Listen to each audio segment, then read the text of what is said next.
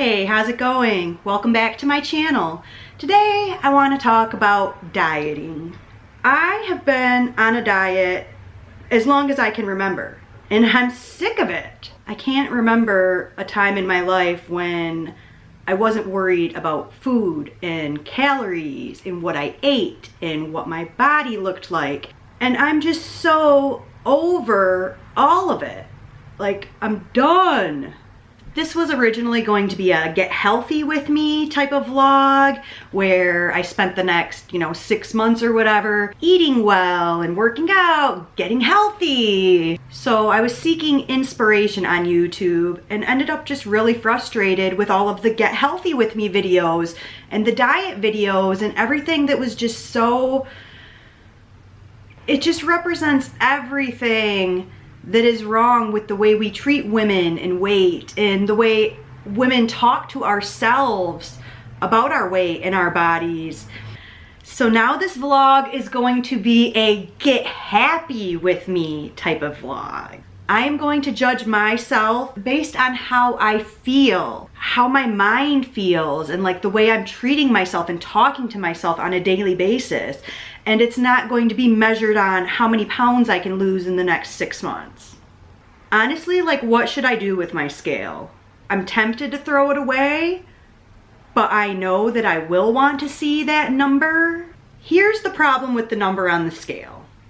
I have a number in my mind that I think is my healthy weight, but I know that the last time I was at that weight, I was so unhealthy, like mentally unhealthy, and not eating enough and drinking too much, not taking care of myself, not working out at all. So would that number still be a healthy number if I had the muscle tone on my body that I did the time before that? I mean, it's why numbers are so stupid. It's why scales are so stupid.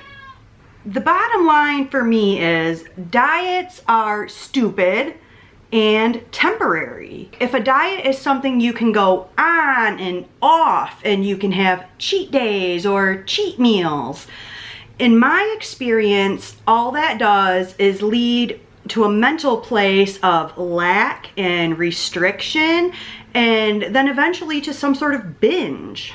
You're in this mentality that you need to like suffer through a diet for however many days to get to your reward of your cheat meal or cheat day, and it just doesn't work. It's not healthy for your brain or your body to be in this feast or famine sort of mode. Life is not supposed to be no pain, no gain, and yet we apply that no pain, no gain philosophy to our diets and our workouts and like relationships and work environments. And it's like our entire life. Everybody just feels like if they're not suffering, they're not trying hard enough.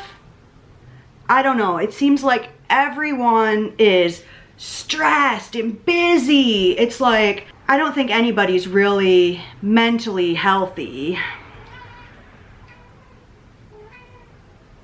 The question I ask is like, are any of us like mentally healthy when we're like always on the verge of burnout because of being so busy and so stressed, but we think we're not going to gain anything in life if we don't have the pain and suffering? Like, I don't think life is supposed to be a struggle like that. And I don't think having a healthy body and eating healthily is supposed to be a struggle like that either.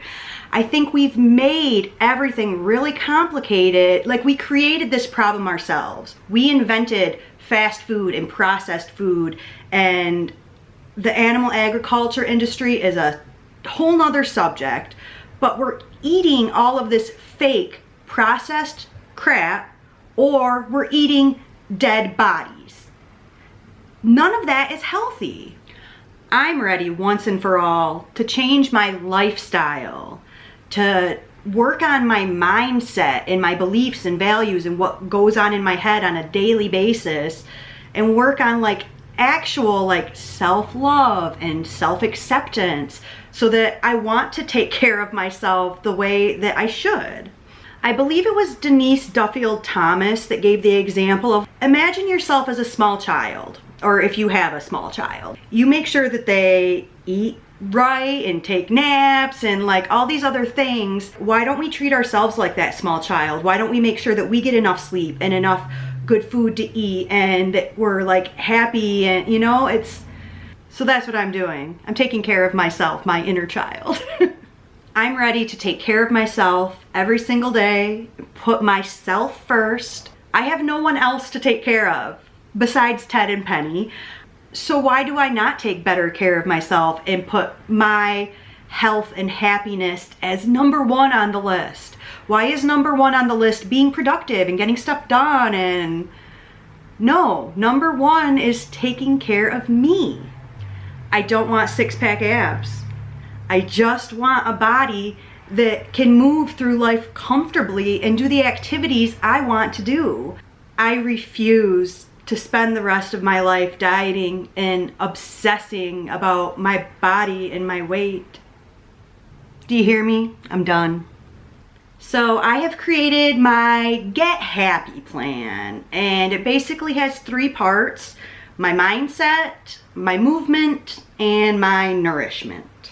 So the first part is mindset, because I know for a fact it all starts with your mind. Like I mentioned, this whole no pain, no gain, and like the sacrificing to then like get rewarded, it doesn't work. That's why diets don't work.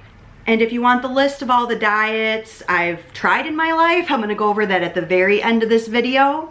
But I know that my mindset is the most important part of this piece. So for me, it means creating a morning routine, which I used to have such a good morning routine like 5 years ago. I'll make a separate video with all the details of my morning routine, but from my routine 5 years ago, what I know I need to bring back is hydration, drinking lemon water first thing in the morning instead of coffee, gratitude, which goes with journaling. So I start with thinking or writing 5 things I'm grateful for, and then doing a couple pages in my journal just to get out of my head anything that's might be bothering me, so I'm not like carrying that around with me all day.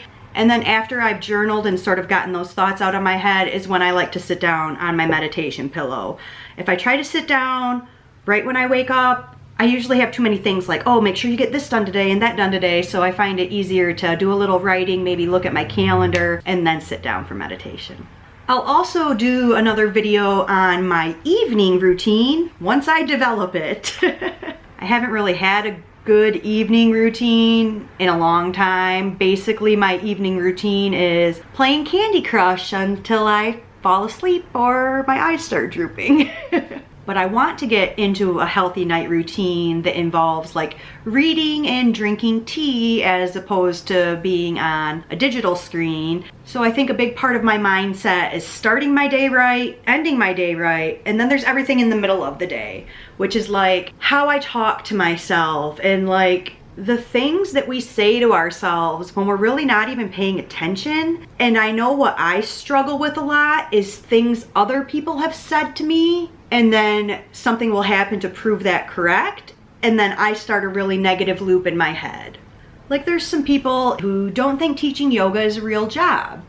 And especially with my online yoga studio, that's like totally a joke of a job to them. And so whenever I have any sort of struggle with my business or just like not feeling good enough about being a yoga teacher, everything they've said to me comes back.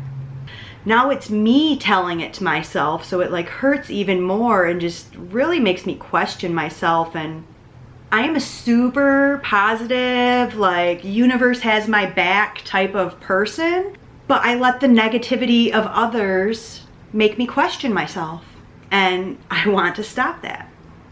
The final piece of my mindset is self-sabotage. When things start going good, we as humans have a tendency to sabotage ourselves. Sad but true. I read a book last month called The Big Leap by Gay Hendricks, and I really recommend it. It really opened my eyes up to a lot of the self-sabotaging behavior that I have.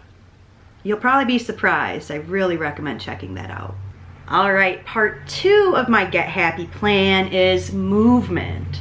My goal is to move my body 3 times a week for about 30 minutes. Keep it nice and simple. Let's be clear. I hate cardio. Like the traditional treadmill or elliptical, stair stepper, no. I actually question how healthy super intense cardio is. Like, if you're doubling or tripling your resting heart rate, is that really good for your heart? Doing that like 6 days a week like some people do? It is my belief that moving your body is important, maybe increasing your heart rate, but do we all need to be tomato face, dripping sweat, panting, like can barely breathe? Does that sound healthy? 6 days a week? The more research I do, the more I believe that stress is so toxic for us, that stress kills us essentially. And when we're doing this super intense cardio like that, it's stress. It's stress on your body and stress on your heart.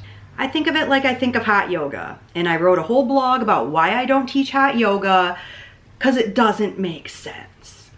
And people are like, oh my God, I feel so good when I leave hot yoga. It's like, yeah, because your body's returning to a normal temperature, your heart rate's coming back down to its normal level, and you're probably finally hydrating yourself because you just weren't allowed to drink water for 90 minutes. So my Get Happy movement plan will involve yoga, of course, walking, outside if I can, hula hooping. I actually have a weighted hula hoop and I love it. And then I really want to make this fun for myself, so it's something I want to do. So I'm actually going to start to learn some new dances, I think. I don't even know what are the cool dances these days. I love to dance, so I really want to incorporate that as part of my movement. And then finally, I like it when my upper body feels really strong. I just do. I like it when my arms feel strong, when I can do push-ups and carry my own body weight. And this past summer, I went surfing for the first time. I knew I would fall in love with it, but I like really fell in love with it. And so I'm going to incorporate like some surfer push-ups as like my upper body workout. The third part of my Get Happy plan is my nourishment. I know how much better I feel physically and mentally when I'm on a whole food plant-based diet. When I first went vegan almost 3 years ago, I was really whole food plant-based and lost a lot of weight, so much energy. I slept like a rock. It was great. Then I discovered fake cheese and all kinds of different fake meat products and things. That's how you can eat a vegan diet and gain weight. Did you know Oreos and Hershey syrup and most potato chips, like all that stuff is vegan? So my nourishment plan now is to go back to that whole food plant-based type of lifestyle. And I'm not like going 100% and being super strict on it and saying I can never have an Impossible Burger again. I am a Taco Bell addict. I'm not gonna say I'm never gonna eat Taco Bell again in my life, but this past summer I was eating it like 2 times a week, maybe 3 times a week, you know, and like that's not, no, Elisha. Of course you gained 20 pounds. So I'm simply trying to eat less of the processed fast food, the fake meat and cheese substitutes. If I can limit those kind of things to like once or twice a week instead of once or twice a day, I know that's going to make a huge difference in how I feel and how I look. I am definitely addicted to some vegan substitutes that I cannot give up right now, like my French vanilla vegan coffee creamer. That's gonna stay for a while. I may eventually try to maybe use almond milk or black coffee. Do people do that? I know I need to cut back on the coffee too because that's gotten a little out of control. Then there's the issue of my Diet Coke consumption versus my H2O consumption. So I'm getting myself a water dispenser thing at home so that hopefully that's going to encourage me to drink a lot more water and a lot less Diet Coke. And the final part of my nourishment is breakfast. I have been a breakfast skipper for quite a while now. I think that's probably part of the problem is that my body actually wants breakfast earlier than I'm feeding it, but I just keep going with the coffee, which I just mentioned a minute ago was a problem. So it all kind of goes together. So that is my 3-part Get Happy plan, and I will definitely come back and update you. I'm hoping to do an update like maybe once a month on, you know, is my mindset, am I feeling better in my mindset, and am I moving my body, and am I nourishing myself, and like, I don't care how many pounds I've lost, but do I feel better about myself? Because like, that's the worst part for me, is that like a year ago, I was confident and happy, and like I liked who I was. I liked filming videos for my online yoga studio, and sometimes it's hard to look at yourself while you're editing yourself and say, I like that person, I love that person, I accept who I am and where I'm at right now. That was a lot easier for me a year ago. So here's the part of the vlog where we get a little more personal. I actually wanted to start vlogging about 9 months ago. But at that point, I had gained about 5 pounds of the 20 that I ended up gaining this past year. And at that 5-pound weight gain, I was like, oh, I'll start vlogging once I lose this 5 pounds that I've gained over like the holidays from last year. Well, that 5 pounds didn't go away. That had 15 pounds of friends come join it. And I was sitting here like 4 weeks ago, like still wanting to vlog and like being scared to start. I mentioned earlier the book I read called The Big Leap by Gay Hendricks, which was a big part of what got me here in front of the camera vlogging. After I learned so much about self-sabotage, I was able to clearly see where and when I've done that in my own life, and I feel like that's even the reason for this weight gain. Was I had begun my online yoga studio over a year ago now, and about 6 months ago, I got the opportunity to go full-time in on my online business, which is exactly what I had wanted for over a year and had been working so hard for. And I finally got what I wanted. And then I feel like I sabotaged it by gaining all this weight so that I didn't feel comfortable in front of the camera anymore. So I read this book, and I looked at myself in the mirror and I was like, you're done self-sabotaging. You're done being scared. You're done waiting. Just do it. So I started filming my first vlog that week, which was my week in Columbus, and I'm not gonna stop now because I actually love vlogging. And even though I'm not like at my thinnest or the happiest I've been with my body, like I can edit my own damn videos, you know, like I love myself. Like I see how much love and care I put into my videos, and when I'm editing that, and I just know I'm doing what I'm supposed to be doing with my life, with being a yoga teacher, having my online studio, and now getting into vlogging and like becoming more passionate about YouTube. Like this all feels so good to me. And when those negative voices pop up, especially the ones that don't belong to me, like I'm finding it easier to kind of tell them to F off. So if you feel like something is holding you back in life, I really recommend reading The Big Leap. Like I seriously did not expect it to change my life the way it did. All right, are you ready for the list of diets I have tried? I had to type this up into a Google Doc because there was too many to remember and to remember which order. So I began dieting in the 90s, and in the 90s, everything was about low fat and no fat. Snackwells was like these chocolatey like cake things, and they were like a half a gram of fat or something a piece, so I thought I could eat like 10 of them, and I'm like, oh, it's only 5 grams of fat. Like, so this was when I began educating myself about calories and macros and stuff. But just as today with all of the low carb BS, in the 90s it was all low fat and no fat BS. There was the cabbage soup diet and the grapefruit diet. The cabbage soup diet was you made this soup with all these low calorie vegetables, and the thought process was that it took more calories to digest the soup than the soup had. So that was the cabbage soup diet.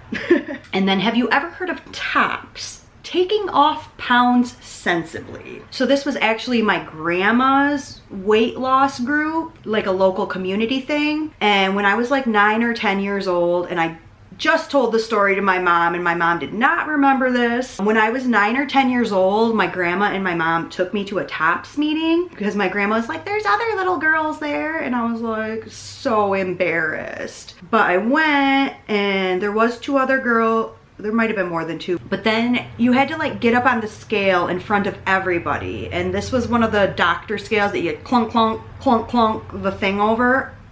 Getting weighed in front of a room full of people, even if they struggle with their weight too, like, I don't want to say it was traumatizing, but like I still remember it. My mom doesn't remember taking me to that meeting, but like I remember it. Anyway, this was also the period of my life where my favorite snack, besides the snack balls cookies, was a slice of white bread with grape jelly, because grape jelly had no fat and a slice of white bread only had 1 gram. So then it was really junior high and high school when I really started counting calories and kind of let the fat counting go. So I really counted calories in high school, and my weight fluctuated a lot. Like I was overweight my freshman and my junior year, but I was pretty thin my sophomore year. And then my senior year, I started doing yoga more regularly, like at home in addition to my aerobics class at school. And my senior year, I got like really skinny. I was so happy with my body. And as would happen to most young women when they go to their freshman year of college, they gain weight. Freshman year of college, I gained a bunch of weight. Sophomore year of college, I decided to go on Atkins. So, to all you people on keto right now, all keto is a cooler sounding Atkins. It's like literally the exact same diet. Like, how did keto even come about? So my notes were, when I was on the Atkins in college, I had major head fog, I couldn't study, I had no energy, and I was always hungry. And I was always trying to eat more meat. Like, I mean, oh my, just thinking about all the cholesterol I was eating hurts my heart. Here's the thing about a low carb diet. Your body and your brain run on carbs. You need glucose to function. And when you restrict your carbs like that, like the brain fog I mentioned, that is so real. And it's so unsustainable. My new thing is whenever anybody asks me about where I get my protein, I ask them where they get their fiber. Because I think the statistic I read was like 75% of Americans do not get enough fiber. And yet how much percentage of Americans are obsessed with protein? Literally, even people who aren't obsessed with protein, as soon as they hear I'm a vegan, it's like, well, where do you get your protein? Well, where do you get your fiber? After Atkins didn't work for me in college, I went to Slim Fast. I'm not sure if the program is it even still around now? But back in the day, it was like 2 shakes, a snack, and a meal. So having like a 200 calorie shake for breakfast, 200 calorie shake for lunch, then a little bitty snack in the afternoon, and then a dinner. A sensible dinner is what they said. But come on, by that time at night, I was like so starving from eating like 300 calories during the day. Needless to say, Slim Fast didn't work, and I really spent most of my 20s like depressed, overweight, just like so lost. I had no direction in my life. I had no idea what I wanted to do or who I wanted to be. I just knew that I wasn't happy with who I was. In 2007, I was working at a doctor's office. No one was healthy. We would get lunch takeout every day. Either the pharmaceutical reps would bring us in like a buffet style fast food or restaurant, or we would order takeout. It was so unhealthy. So I was sitting there, it was a couple days before New Year's 2007 turning into 2008, and I'm sitting at my desk at the doctor's office and I'm eating this Chinese chicken dinner and I'm reading this book. This book changed my life. I didn't go vegan after reading it, but I went vegetarian like 2 days later. Never looked back. Well, I looked back once. I had meat one more time. I was like, ooh, why did I do that? I skipped some of the chapters of this book that really went into the animal abuse And I think because of that is why I went vegetarian instead of vegan. I really wish I would have read those chapters then and quit consuming dairy back then after realizing everything about it. But this book was the start of a healthier lifestyle for me. I went vegetarian on January 1st, 2008. When I first went vegetarian, I remember losing 16 pounds in 3 months because I go to the doctor every 3 months, so I knew. And again, it was because I was eating so many veggies and like I was eating a lot healthier. And then the cheese addiction really set in. And cheese addiction is legit an addiction. Another book recommendation, The Cheese Trap. So fast forward to 2014 and I began my yoga teacher training. And it was really like the healthiest, happiest. I felt really good physically, emotionally, mentally. Like I was so close to like having it all together. Like I remember like still being unhappy with like my corporate kind of job and stuff like that. But I was finding my way. I was finding my path. Like I mentioned being so lost in my 20s. Like I finally figured it out. And even if I didn't have all the answers, I at least knew I was on the right path for myself now. I had all these great habits. I had an awesome morning routine. I really cleaned up my diet, even though I was still vegetarian, not vegan yet. I gave up alcohol, which was, it's so weird looking back and to say like, I didn't realize alcohol was, you know, contributing to my depression. And now I look back on it and I'm like, duh, Elisha. Alcohol is a depressant. You're feeding your depression with a depressant. Of course you're getting more depressed and lonely and lost, and there's no sense regretting it. My life path is my life path for a reason, even if maybe I don't understand it now. I'm glad I had that experience with alcohol I did in my 20s, because the way alcohol is talked about these days, like it's wine o'clock and like namaste rose and all this like BS. Like I can see through all that. If I had had a regular relationship with alcohol and never like had problems with it, then I probably would still be in the alcohol trap of like thinking it's cool. That's a whole nother video. So through this healthier lifestyle I was developing, I also began to care more about myself and my mental health, and I broke up with my boyfriend. And even though I know that breaking up with him was the right thing to do, it still put me into a depression again. It was like, he said a lot of hurtful things to me while we were together and while we were breaking up, and I just started to let all that get to me. Like I said earlier, it's like somebody outside says something mean to you, but then when you repeat it to yourself in your own voice, it's like, so I threw myself full into yoga and preparing to open my yoga studio. I started all the planning in 2015, and then I opened my yoga studio in October of 2016. And I was so unhappy with myself, with my weight. I was embarrassed. Like, I'm a yoga teacher opening up this studio supposedly for, you know, health.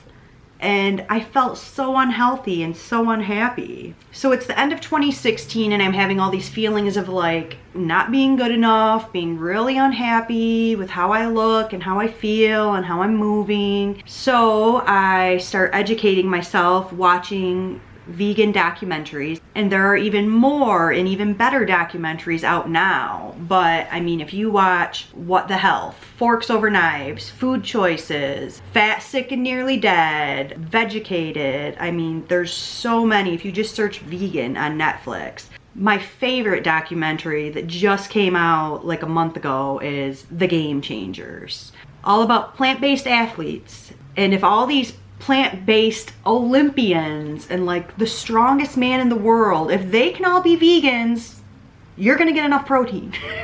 Then in early 2017, I read this book, Proteinaholic by Dr. Garth Davis. I cannot recommend this enough. You can even follow Dr. Garth on like Facebook and stuff. Like, he's pretty funny. And in this book, he discusses a lot of the China study. The China study was like the largest study done of what people eat and how healthy they are. I haven't read the full book, but Dr. Garth summarizes it really well in Proteinaholic. So I've been vegan for almost 3 years, and the first year I lost a lot of weight without really trying. It just dropping cheese and dairy out of my diet just helped me slim down. Then I started learning about fake cheese and more fake meats than I'd been eating as a vegetarian. And basically I discovered Gardein brand. I'm not trashing Gardein at all. I love Gardein. If you are trying to switch to a vegan lifestyle, Gardein has the most amazing meat substitutes to make swaps in your diet. But I was eating so much of the fake processed vegan food and not enough healthy fruits and vegetables. In 2017, I started experimenting with intermittent fasting a little bit. In a healthy way, I didn't feel like I was restricting myself. It was fine. But then after this big weight gain this past year, in 2019, in August of this year, I started doing intermittent fasting again, and I started getting super strict with it. It got totally out of control. Like, I've never been labeled with an eating disorder, but I know I have disordered eating. So putting like rules and regulations on things, and it was almost like a challenge to myself. Like, if you can fast for 18 hours, why can't you fast for 20? Okay, how about 22? Okay, how about 24? Okay, now we're doing OMAD. Like, OMAD is 1 meal a day. So you fast for, like, usually you fast for 23 hours and then you eat for an hour and then you fast for another 23 hours. Like, just hearing myself say it, it's like, I have done enough research on fasting that I understand the benefits of it, but I just think intermittent fasting is a really slippery slope, especially if you've had any issues in the past where you want to control your eating. You want to live by some numbers. You want to have rules about when you can and can't eat. Yeah. So I gave up IF. And that leads me to today. I really just want to be happy and healthy. Like I said, I don't want six-pack abs. Like, I'm not trying to be a model. Like, I just want to be able to move my body the way I used to be able to. And I'm not even really sure I said everything I wanted to say in this video, but I feel like it's getting really long. So I guess I want to end this video by saying I'm trying really hard to work on the self-love and self-acceptance, you know, my mindset, and being happy before worrying about how I look. Like, I'm done putting happiness off for when I look better. I'm done putting off vlogging until I'm skinnier. Like, I'm done waiting to live my life till I look a certain way. And if that's the only message that I can, you know, get out into YouTube world, like, I'd be fine with that. So thank you so much. If you made it to the end of this video, I really appreciate you watching. And yeah, hoping to film some more videos like this. So until next time, don't forget to subscribe to my channel. Give this video a thumbs up if you liked it. And I'll see you in my next vlog.